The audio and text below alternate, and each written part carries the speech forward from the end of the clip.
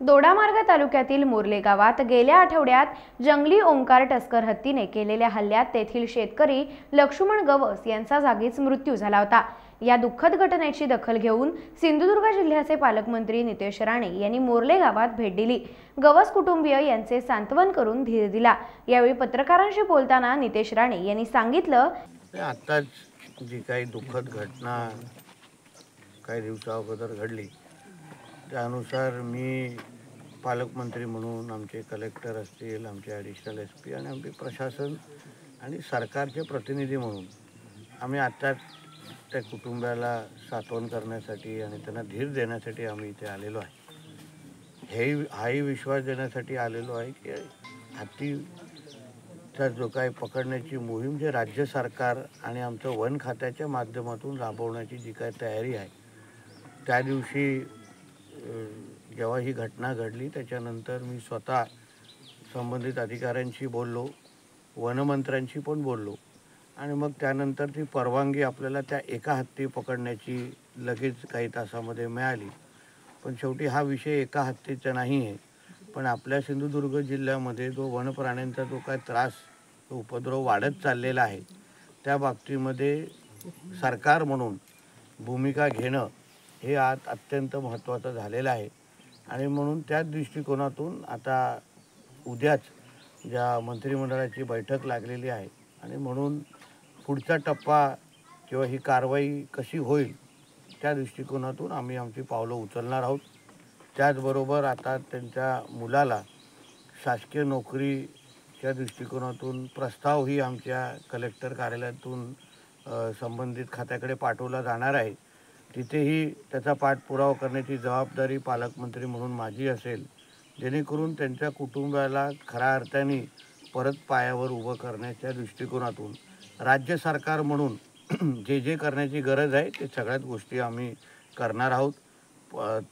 त्वरित तेव्हा 10 लाख रुपये आमच्या प्रशासनाकडून त्यांना दिलेले होते मदत म्हणून। उर्वरित 15 लाख जे प्रलंबित आहेत त्याचाही प्रस्ताव आता राज्य सरकारकडे आहेत। आज 14 एप्रिल असल्यामुळे सगळे शासकीय कार्यालय बंद आहेत। उद्या मंत्रालय स्तरावर असलेला तो प्रस्ताव त्याचा पाठपुरावा करून लवकरात लवकर त्यांना ती मदत उपलब्ध केली जाईल हा विश्वास या निमित्ताने मी देतो।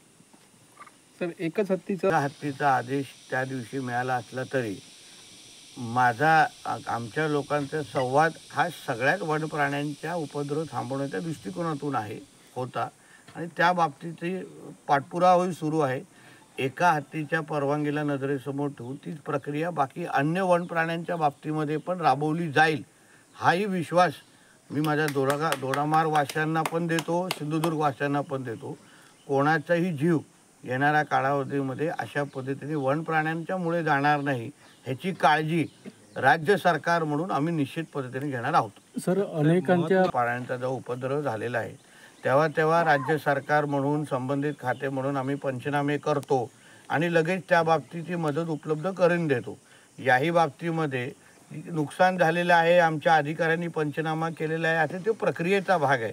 पण मूळ विषय माझा असा आहे की उद्या नुकसानच होता कामा नये, प्राण्यांचे उपद्रव आपल्याला थांबवायला पाहिजे, त्या दिशेने आमची वाटचाल सुरू आहे। जेणेकरून दोडामार्गमध्ये किंबहुना सिंधुदुर्ग जिल्ह्यामध्ये असलेला हा जो काही त्रास आहे वनप्राण्यांचा जो वाढत चाललेला आहे, ते आक्रमकता वाढत चाललेली आहे, म्हणून तो कसा थांबवता येईल, मूळ प्रश्न अगर आपण सोडवला तर अन्य गोष्टीकडे आपल्याला जायची गरजच भासणार नाही।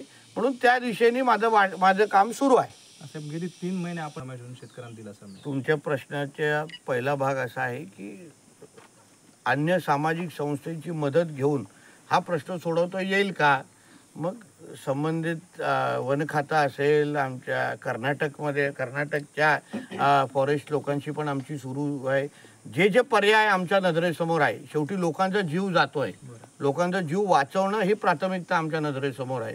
म्हणून ज्यांची मदत आम्ही घेऊ शकतो जगाच्या पातळीवर कोणी असेल जो मला माझ्या सिंधुदुर्गातल्या ह्या वनप्राण्यांचा प्रश्न सोडवण्यासाठी मदत करेल, मी त्याच्याकडे जाणार, मी त्याची मदत घेणार, जेणेकरून आमच्या इकडचा कोणाचंही आयुष्य कोणाला गमवता कामा नये। आज विचार करा, ह्यांच्या कुटुंबावर केवढा मोठा दुःखाचा डोंगर कोसळलेला आहे, ते भविष्यामध्ये मला व्हायला द्यायचं नाही आहे। म्हणून ज्यांच्याकडे पण मी जाऊ शकतो, जगाच्या पातळीवर टोकावर कोणी बसला असेल मी त्याच्याकडे जाणार, मदत घेणार आणि जेणेकरून आपल्या इथे प्रश्न सोडवला जाईल. तुम्ही जे काही ज्यांची नोंदणी किंवा ज्यांना ह्याच्यामध्ये नुकसान भरपाईमध्ये त्यांना आलं पाहिजे अशी जी काही मागणी शेतकऱ्यांची पण आहे, त्या बाबतीमध्ये सरकार पातळीवर मी पाठपुरावा करून त्याही गोष्टीची मदत आमच्या ह्या इकडच्या शेतकऱ्यांना मिळवण्याच्या दृष्टिकोनातून आम्ही वाटचाल करू. पालकमंत्री नितेश राणे यांनी भेट दिली. यावेळी पालकमंत्री नितेश राणे यांच्या समवेत जिल्हाधिकारी अनिल पाटील, भाजपचे नेते मनीष दळवी, राजेंद्र म्हापसेकर, नगराध्यक्ष चेतन चव्हाण, जिल्हा पोलीस अधीक्षक तसंच वन विभाग अधिकारी, मोर्ले गावातील ग्रामस्थ, सरपंच, सामाजिक कार्यकर्ते उपस्थित होते. टाइम्स डिजिटलला लाईक करा, शेअर करा, सबस्क्राईब करा आणि बेल आयकॉन दाबायला विसरू नका. Times digital.